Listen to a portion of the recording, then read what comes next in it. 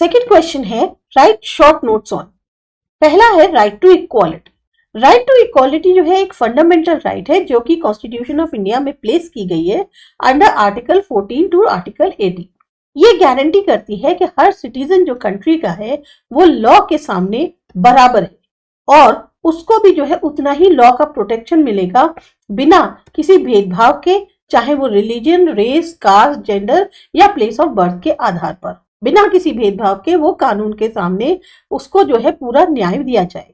ये जो राइट है इसका मेन एम होता है प्रमोट करना सोशल, इकोनॉमिक और पॉलिटिकल इक्वालिटी को, साथ ही साथ खत्म करना डिस्क्रिमिनेशन को और इंश्योर करना कि सबको बराबरी का मौका मिले। ये रोकता है जो प्रैक्टिस है अनटचेबिलिटी की उसको और प्रमोट करता है कि हर तरीके का जो सामाजिक एक भेदभाव है उसको खत्म किया जाए। राइट टू इक्वालिटी आधारशिला मान सकते हैं हम डेमोक्रेसी की। कॉर्नरस्टोन का मतलब होता है आधारशिला और बहुत ही जरूरी है फंक्शनिंग के लिए एक जस्ट और फेयर सोसाइटी के।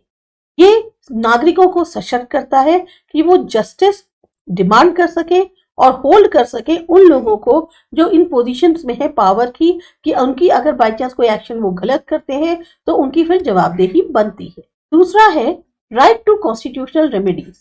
राइट टू कॉन्स्टिट्यूशनल रेमेडीज एक ऐसी फंडामेंटल राइट है जो कि गारंटी करती है कॉन्स्टिट्यूशन ऑफ इंडिया के द्वारा अंडर आर्टिकल 32 और आर्टिकल 226 में। ये इंश्योर करती है कि हर नागरिक के पास अधिकार है कि वो अप्रोच कर सकता है सुप्रीम कोर्ट को या हाई कोर्ट को अपने जो भी उसके फंडामेंटल राइट्स है उनको लागू करने के लिए। ये राइट एम्पावर करती है, सशक्त करती है नागरिकों को कि वो कानूनी तौर पर जो रेमेडीज है उनको हासिल कर सकते हैं, चैलेंज कर सकते हैं अगर उनकी कोई भी फंडामेंटल राइट को वायलेट किया जाता है।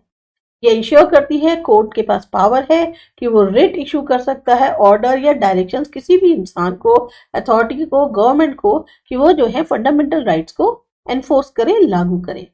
राइट टू कॉन्स्टिट्यूशनल रेमेडी एक क्रिटिकल फीचर है इंडियन कॉन्स्टिट्यूशन का क्योंकि ये प्रोवाइड करता है एक बहुत ही इफेक्टिव मैकेनिज्म प्रोटेक्शन के लिए और एनफोर्समेंट के लिए इंडिविजुअल राइट्स को। ये इंश्योर करता है कि सिटीजन्स को जस्टिस मिले और उसकी पहुंच हो वहां तक, और हेल्प करता है प्रिवेंट करने में कि कोई भी पावर का मिसयूज ना किया जा सके अथॉरिटी के द्वारा।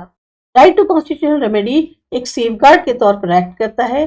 कोई भी अगर इंफ्रिंजमेंट होता है फंडामेंटल राइट्स का, again the same thing violation होता है, और इंश्योर करता है कि हर सिटीजन जो है उसको न्याय मिले, प्रोटेक्शन किया जा सके अगर उसकी कोई भी कॉन्स्टिट्यूशनल राइट का वायलेशन होता है। थर्ड आता है राइट टू फ्रीडम।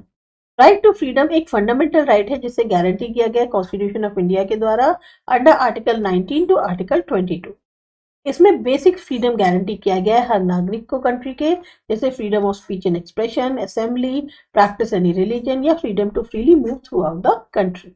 इसका मेन एम होता है प्रोटेक्ट करना इंडिविजुअल की लिबर्टी को और प्रमोट करना डेमोक्रेटिक वैल्यूज को, एंश्योर करते हुए कि सिटीजन के पास अधिकार है कि वो अपने जो ओपिनियंस हैं, बिलीव्स हैं, उनको फ्रीली एक्सप्रेस कर सके बिना किसी भी फियर के कि उनको जो है मनाही करी जाएगी। साथ ही साथ गारंटी करता है कि वो एसोसिएशंस बना सकते हैं, प्रैक्टिस कर सकते हैं कोई भी प्रोफेशन या ट्रेड को। पर राइट टू फ्रीडम पूरी तरह से आपको एब्सोल्यूट नहीं है। गवर्नमेंट जो है रीजनेबल रिस्ट्रिक्शंस लगा सकती है इन फ्रीडम्स पर ताकि पब्लिक ऑर्डर, मोरालिटी या नेशनल सिक्योरिटी बनी रहे। ये एक बहुत ही महत्वपूर्ण एस्पेक्ट है डेमोक्रेसी का और फंडामेंटल बिल्डिंग ब्लॉक मान सकते हैं इंडिविजुअल लिबर्टी का। इसका बहुत महत्वपूर्ण रोल होता है इंश्योर करने में कि सिटीजन जो है वो बहुत फ्री हैं कि वो अपनी मर्जी के अकॉर्डिंग, अपने बिलीव्स, वैल्यूज के अकॉर्डिंग रह सकते हैं और कोई भी सिविक एक्टिविटीज में एंगेज हो सकते हैं बिना कि उनको कोई जो है उससे हटाएगा या उनको उसके लिए परेशानी क्रिएट करेगा। फिर आता है right against exploitation. Right against exploitation वो फंडामेंटल राइट है जो कि गारंटी करी गई है कॉन्स्टिट्यूशन ऑफ इंडिया के द्वारा अंडर आर्टिकल 23 एंड 24 में। ये रोकती है किसी भी तरीके के एक्सप्लॉयटेशन को यानी शोषण को, जैसे ह्यूमन ट्रैफिकिंग है, फोर्स्ड लेबर है, चाइल्ड लेबर है या कोई भी और फॉर्म जो एक्सप्लॉयटेशन होता हो जिससे ह्यूमन बींग्स का। इसका मेन एम है प्रोटेक्ट करना वीकर सेक्शंस को सोसाइटी के कि उनका शोषण ना हो या उनको मजबूर ना किया जाए वर्क करने के लिए इन ह्यूमन कंडीशंस में। ये ट्रैफिकिंग रोकता है ह्यूमन बींग्स की या साथ ही साथ जो कोई भी फॉर्म हो फोर्स लेबर की जिसमें चाहे जो बच्चों का लेबर होता है, चाइल्ड लेबर, वो भी शामिल है। आर्टिकल 24 जो कॉन्स्टिट्यूशन का है वो खास तौर से प्रोहिबिट करता है एम्प्लॉयमेंट चिल्ड्रन का बिलो 14 ईयर्स ऑफ एज किसी भी हैजार्डस ऑक्यूपेशन के लिए, यानी डेंजरस ऑक्यूपेशन के लिए। ये एक बहुत ही महत्वपूर्ण फीचर है इंडियन कॉन्स्टिट्यूशन का, क्योंकि प्रोवाइड करता है लीगल फ्रेम प्रोटेक्शन जो भी वल्नरेबल सेक्शन है सोसाइटी के, इंश्योर करता है कि फंडामेंटल राइट्स हर एक इंडिविजुअल की वो प्रोटेक्टेड रहें और किसी भी तरीके का जो शोषण है वो बर्दाश्त नहीं किया जाएगा। ये एस्टैब्लिशमेंट करता है प्रोवाइड स्पेशल कोर्ट्स का जो इस तरीके के केसेस से निपट सकते हैं।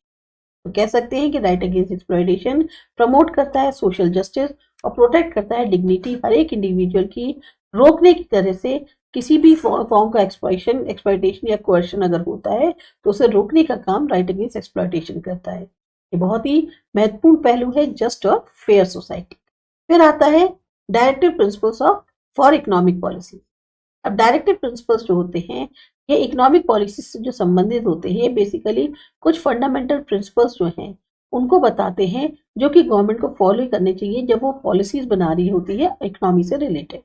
इसमें आते हैं equal distribution of wealth and resources, यानी गवर्नमेंट से उम्मीद की जाती है कि वो इंश्योर करे कि जो वेल्थ और रिसोर्सेज हैं वो इक्विटेबल मैनर पर डिस्ट्रीब्यूट किए जाएं और कहीं पर भी जो वेल्थ है वो कुछ हाथों में ना जाए। दूसरा है control of the economy by the state. जो गवर्नमेंट है वो इंश्योर करे, उससे उम्मीद करी जाती है कि वो इंश्योर करे कि इकोनॉमी जो है वो कंट्रोल मैनर में चले, कि बेनिफिट करे कॉमन मैन को और एक्सप्लॉयटेशन ना हो वीकर सेक्शन ऑफ सोसाइटी का। Promotion welfare of the people, यानी कि मिनिमम स्टैंडर्ड जो है लिविंग की हर एक सिटीजन के लिए हो। प्रोटेक्शन ऑफ वर्कर्स, कि कोई भी एम्प्लॉयर्स के द्वारा जो है शोषण ना हो उनका। प्रमोशन ऑफ एग्रीकल्चर, कि प्रमोट करे एग्रीकल्चर और प्रोवाइड करे सपोर्ट फार्मर्स को। कह सकते हैं directive principles for economic policies provide करता है एक ब्रॉड फ्रेमवर्क गवर्नमेंट के लिए कि वो वर्क कर सके जस्ट और इक्विटेबल सोसाइटी के लिए। जहां ये एक तरफ एनफोर्सेबल नहीं है कोर्ट ऑफ लॉ में, इन्हें माना जाता है कि ये एक मूलभूत है गवर्नेंस के लिए कंट्री की और गाइड करते हैं गवर्नमेंट को फॉर्मुलेट करने में उन पॉलिसीज को जो प्रमोट करती हैं लोगों की भलाई का। Directive principles for political and international relations. अब ये जो डायरेक्टिव प्रिंसिपल्स हैं पॉलिटिकल और इंटरनेशनल रिलेशंस के, ये भी जो है कुछ ऐसे फंडामेंटल प्रिंसिपल्स बताते हैं जो गवर्नमेंट को फॉलो करने चाहिए जब वो इस तरह की पॉलिसीज बना रही हो। इसमें आता है प्रमोशन ऑफ डेमोक्रेसी, इंश्योर करती है कि पॉलिटिकल और इकोनॉमिक फ्रीडम मिले हर एक सिटीजन को। सेक्युलरिज्म, कि कोई भी डिस्क्रिमिनेशन ना हो रिलीजन के आधार पर और सिटीजन्स का बराबर से ट्रीटमेंट हो भले ही वो किसी भी रिलीजन के हो। सेपरेशन ऑफ पावर्स, कि एक क्लियर सेपरेशन होना चाहिए पावर्स का लेजिस्लेचर, एग्जीक्यूटिव और जुडिशियरी के बीच। प्रमोशन इंटरनेशनल पीस का, गवर्नमेंट से उम्मीद करी जाती है कि वो प्रमोट करे इंटरनेशनल पीस और कोऑपरेशन और काम करे एस्टैब्लिशमेंट की तरफ एक जस्ट और इक्विटेबल वर्ल्ड ऑर्डर की। Non interference in the internal affairs of the country, कि वो रिस्पेक्ट करे सोवरेनिटी और कंट्रीज की और इंटरफेयर नहीं करे उनके इंटरनल अफेयर्स में। तो कह सकते हैं कि directive principles for political and international relations provide करता है एक बहुत ही ब्रॉड फ्रेमवर्क गवर्नमेंट के लिए कि वो वर्क कर सके एक जस्ट और इक्विटेबल सोसाइटी के लिए और प्रमोट करे इंटरनेशनल पीस एंड कोऑपरेशन। क्योंकि ये एनफोर्सेबल नहीं है कोर्ट ऑफ लॉ में, ये गाइड करते हैं गवर्नमेंट को फॉर्मुलेट करने में पॉलिसीज के, तो कि प्रमोट की जा सके लोगों की भलाई के लिए और वर्क करते हैं एस्टैब्लिशमेंट जस्ट और इक्विटेबल वर्ल्ड ऑर्डर के लिए। तो ये आपका जो क्वेश्चन है ये मेनली है राइट शॉर्ट नोट्स ऑन।